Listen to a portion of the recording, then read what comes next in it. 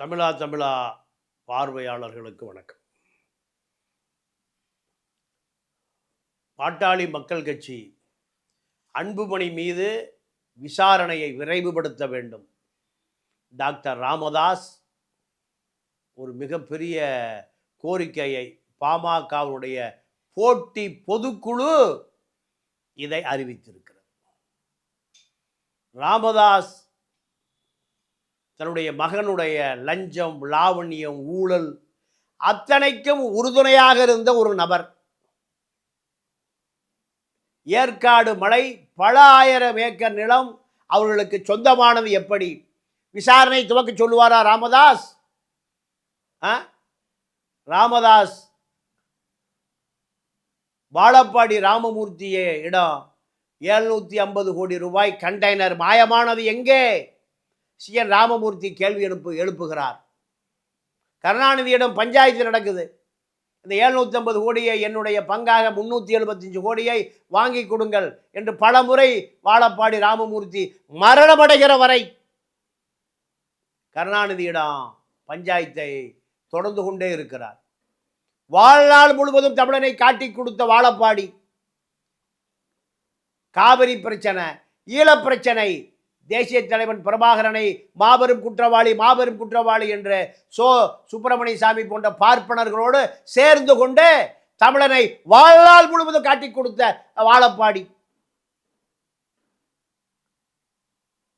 திருச்சி வேலுச்சாமி அண்ணனா ராஜீவ்காந்தி கொலையில் எந்த உண்மைகளையும் சொல்லிவிடாதே என்று சங்கராச்சாரியார் மூலம் 3 கோடி ரூபாய் பேரம் பேசப்பட்டது.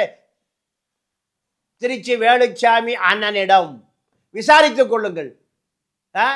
பல உண்மைகளை பேசுவதற்கு மீடியா தரகர்கள், மீடியா புரோக்கர்கள் தான் எல்லா பக்கம் நீக்கமர நிறைந்திருக்கிறார்கள்.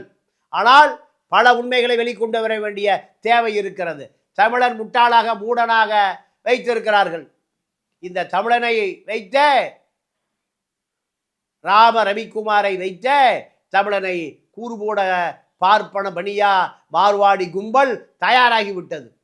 சில உண்மைகளை சொல்லி ஆக வேண்டிய வரலாற்று கட்டாயத்திலே நாம் நிற்கிறோம். ராமதாஸ் தமிழ் தேசிய தலைவனாக அறியப்பட்டார். திமுக அதிமுகவுக்கு மாற்றாக 90களின் துவக்கத்தில் 2010 அவருடைய சகாப்தம் முடிந்துவிட்டது. 20 ஆண்டு காலம் ராமதாசனுடைய வரலாற்றின் பொற்காலம். இந்த பொற்காலத்தில் பல முஸ்லிம் அமைப்புகள், திராவிட இயக்க அமைப்புகள், நக்சல்பாரி அமைப்புகள், இப்படி பல அமைப்புகளினுடைய புகலிடம்தான் ராமதாஸ். இந்த ராமதாஸ் இதையெல்லாம் விட்டு தன்னுடைய குடும்பத்திற்கு சின்ன வீடு சுசீலாவுக்கே 300 கோடி சேர்த்து கொடுத்துருக்கார். வன்னியர்களுடைய 20 பேருடைய உயிர் தியாகம், குண்டடிப்பட்டு செத்து போனா தியாகிகள் குடும்பம் நடுத்தரிலே நாராயணனாக நிற்கிறது. ஆனால் ராமதாசுடைய குடும்பத்தில் அத்தனை பேரும் மருத்துவர்கள், அத்தனை பேரும் பல கோடிகளுக்கு அதிபதிகள். ஏழை வன்னிய இன்னும் தெருவில் நின்று கொண்டிருக்கிறான். அத்தனை பேருக்கும் CN ராமமூர்த்தி சொத்துக்களை பூரா விற்று நீங்க கேட்கிறவனுக்கெல்லாம் அத்தனை பேருக்கும் பல கோடிகளை கொடுத்து கொண்டிருக்கிற CN ராமமூர்த்தி உதவி கேட்டு வருகிறவன் அப்ப செயின் போட்டிருக்கான். மகளுக்கு கல்வி உதவி 1 வருஷம் பண்ணிட்டார், 2 வருஷம் பண்ணிட்டார், 3ஆவது வருஷம் பண்றார். 4ஆவது வருடம் பணம் இல்லை, வைர மோதிரத்தை கழட்டி கொடுப்பதை பார்த்து ஒரு நண்பர் என்கிட்ட சொன்னார். அவரு CN ராமமூர்த்தி. எந்த பதவிக்கும் அல்ல, எந்த பட்டத்துக்கும் அல்ல. ராமதாசுடைய பல தளபதிகளிலே அவரும் ஒருவர். ஆனால் ராமதாஸ் குடும்பம் 1000 கோடிகளில் அமெரிக்காவில் பண்ணை வீடு இருக்கு. சௌமியா அன்புமணியிடம் பல லட்சம் கோடிகளை குவிக்கக்கூடிய ஒரு பெரிய கட்சி மாட்டிவிட்டது. சௌமியா அன்புமணி குடும்பம் முதல்ல கிருஷ்ணசாமி ஒரு கேஸ் ஏஜென்சி வைத்திருந்தார்.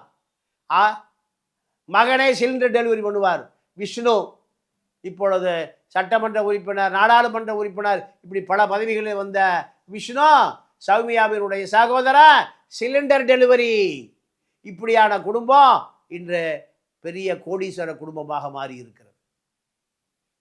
ராமதாஸ் லூயி பாஸ்டர் என்று நாய்க்கடிக்கு மத்திய அரசே மருந்து தயார் செய்து அரசு மருத்துவமனையில் இலவசமாக கிடைத்தது. இதை கார்ப்பரேட் ஆக்கியவர் ராமதாஸ். ராமதாஸுக்கு தெரியாதா? அன்புமணியுடைய ஊழல் அத்தனைக்கு மூளையே ராமதாஸ் தான்.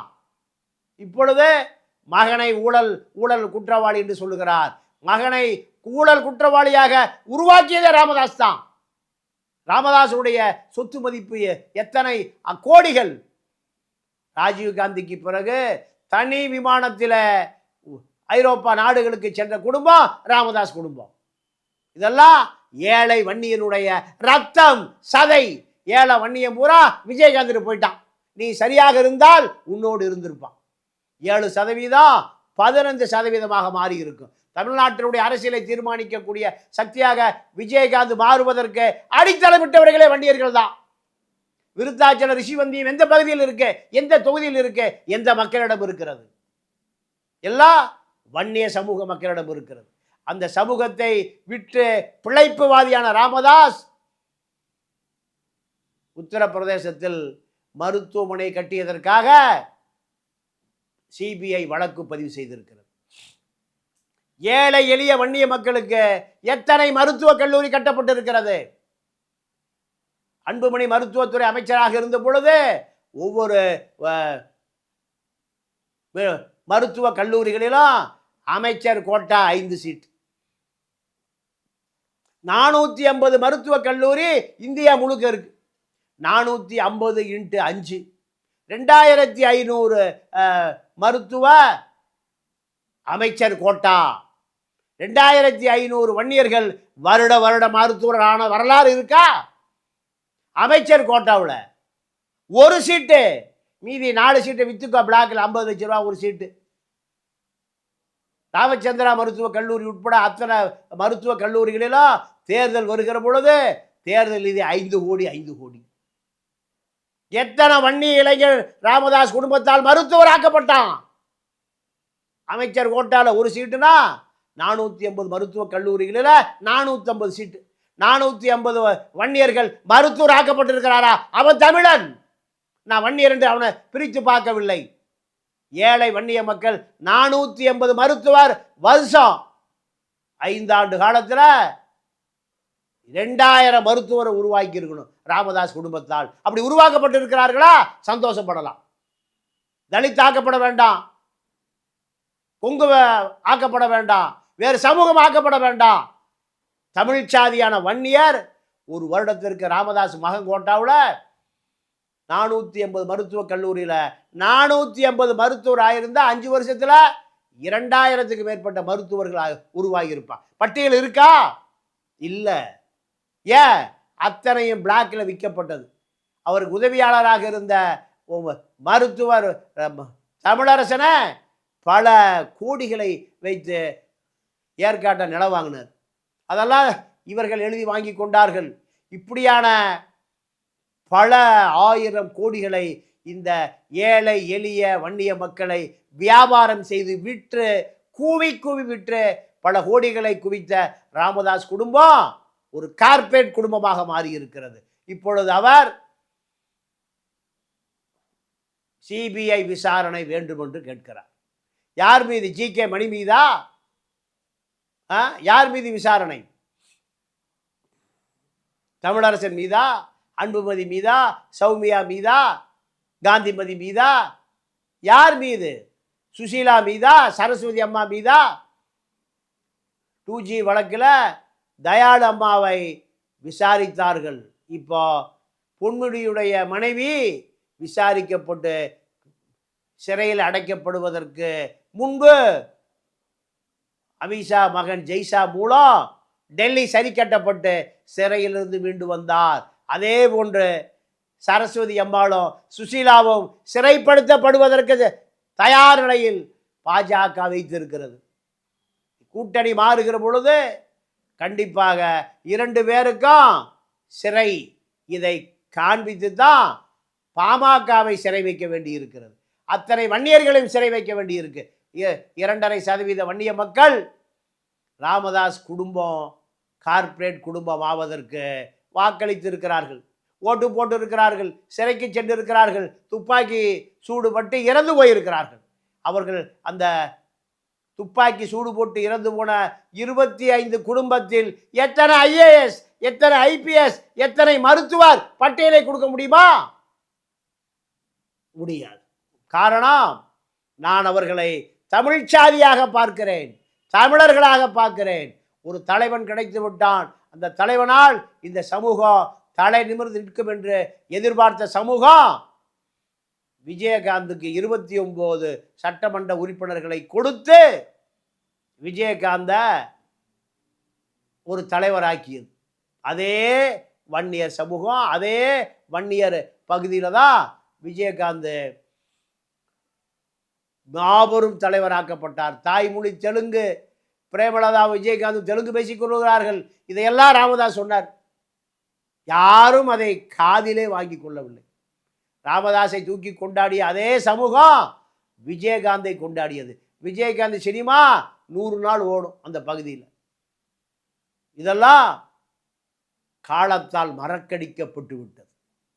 காலம் நம்மை குருடனாக்கி விட்டது. இப்பொழுது ராமதாஸ் ஊழலெல்லாம் கொண்டு வருகிறார், நினைவில்லாமல் கொண்டு வருகிறார். இந்த ஊழலை உருவாக்கி மகனுக்கு தாரை வார்த்ததே தந்தை தான் என்பதை அந்த சமூகம் மறந்து விடாது, மறந்தோ இருந்து விடாது. திமுகவுடைய தேர்தல் அறிக்கை குழு அமைக்கப்பட்டிருக்கிறது கனிமொழி தலைமையில். நான் என்ன கேட்கிறேன், 21 தேர்தல் அறிக்கை முழுமையாக நிறைவேற்றப்பட்டு விட்டதா? முதல் கையெழுத்து சாராய கடை, பராந்தி கடை, டாஸ்மார்க். 2வது கையெழுத்து மணல் மாஃபியாக்களிடமிருந்து தமிழ்நாட்டை காப்பாற்றுவேன். 3வது கையெழுத்து அடித்தட்டு மக்களுடைய வாழ்க்கையை நிமிர்த்துவதற்கு அத்தனை துறைக்க ஒரு வாரியம். சலவை தொழிலாளி, மண்பாண்ட தொழிலாளி, முடிதிருத்தும் தொழிலாளி, செருப்பு தைக்கும் தொழிலாளி, இப்படி கூலி விவசாய தொழிலாளி, அமைப்பு சாரா தொழிலாளி, இப்படியான பட்டியல் 25 வாரியங்கள் அமைப்பதாக நீங்கள் கொடுத்த அந்த தேர்தல் அறிக்கை புத்தகத்திலே இருக்கிறது. அத்தனை பேருக்கும் வாரியம் அமைக்கப்பட்டு விட்டதா? இல்லை. ஏன்? அதுக்கெல்லாம் நேரமில்லை. முன்னாள் திருடர்கள் அதிமுக அமைச்சர்களிடமிருந்து வழக்கே போடாமல் எங்களை காப்பாற்ற வேண்டும். எவ்வளவு பணம் கொடுக்கப்படும்? 10,000 கோடி கொடுக்கப்படும். இந்த 10,000 கோடி அதிமுக அடித்த கொள்ளையில பங்கு வாங்குகிற நீங்கள் எப்படி இந்த மக்களை காப்பாற்ற போகிறீர்கள்? பாஜகவிடம் இழந்து இந்த தமிழ்நாட்டை ஒப்படைக்கிற வேலையை விரைவுபடுத்த போகிறீர்கள். இதுதான் உங்களுக்கு இருக்கக்கூடிய தலையாய பிரச்சனை. இதிலிருந்து இந்த தமிழகம் எப்படி மீண்டு வரப்போகிறது? விஜயிடம் இந்த நாடு சென்று கொண்டு இருக்கிறது. விஜய் திரிஷாவிடம் கோவாவுக்கு சென்று கொண்டு இருக்கிறார். இதுதான் தமிழ்நாட்டினுடைய தலை விதி. தமிழனை தட்டி எழுப்பி தமிழனை கட்டி காக்கக்கூடிய தலைவர்களை எங்கு பார்த்தாலும் எங்கு தேடினாலும் தெரியவில்லை. தமிழனை காப்பாற்றுவதற்கு யார் இருக்கிறார்கள் என்று நீங்கள் மிகப்பெரிய ஒரு தேடுதல் நடந்து கொண்டே இருக்கிறது. இந்த தேடுதலில் தகுதி உடையவர்கள், தரமுடையவர்கள் எங்காவது தெரிகிறார்களா எல்லாம் திரிகிறார்களா? எங்கும் காணும். எல்லாம் போலி தலைவர்கள், போலி அரசியல்வாதிகள், போலி சட்டமன்ற நாடாளுமன்ற கொள்ளையடிப்புக்கூடிய கூட்டம். இதுதான் தமிழக அரசியல். அடுத்த தேர்தல் களத்திற்கு தயாராகிவிட்டது. இந்த தேர்தல் களம் எதை நோக்கி போகும், எப்படி போகும், எங்கே போகும், யார் முதலமைச்சராக வருவார்கள், யார் இந்த மக்களை காப்பாற்றுவார்கள்? புள்ளிவரம் சொல்லுகிறது, தந்தையும் குடிக்கிறான், பள்ளிக்கு போகிற மகனும் குடிக்கிறான். அப்பா ரோல் மாடல் மகன், மகனுக்கு ரோல் மாடல் அப்பன். இதை நோக்கி அடுத்த தலைமுறையை இட்டு சென்ற திராவிட இயக்கத்தினுடைய பானம்தான் திராவிட பானம். எல்லாம் டாஸ்மார்க்கு இனிமே திராவிட பானம் என்று பெயரை வைத்து விடுங்கள். மீண்டும் சந்திப்போம். நன்றி, வணக்கம்.